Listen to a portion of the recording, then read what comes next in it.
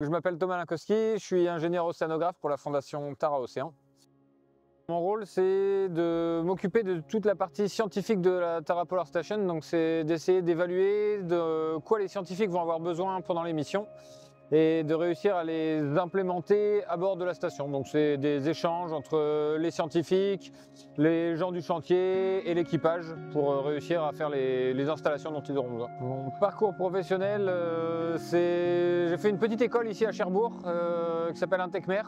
J'ai fait une formation de bachelor océanographe et après ça j'ai travaillé dans différents secteurs en hydrographie, donc pour tout ce qui est plutôt carte marine, industrie, et après je suis allé travailler au Québec sur un brise-glace de recherche qui s'appelle l'Amundsen et j'ai travaillé là-bas pendant une petite dizaine d'années avant de venir travailler à bord de Tara.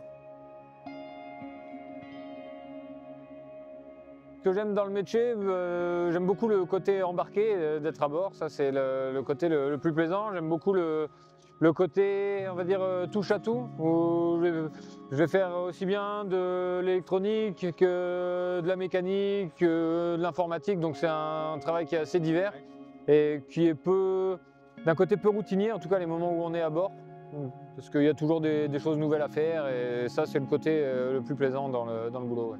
Je dirais l'adaptation. Dans le sens où il faut toujours être prêt à s'adapter en fonction des contraintes du bateau et aussi en fonction de ce qu'on nous demande, que ce soit de la part des scientifiques ou des besoins du bateau. Donc, je pense surtout l'adaptation et après la débrouille.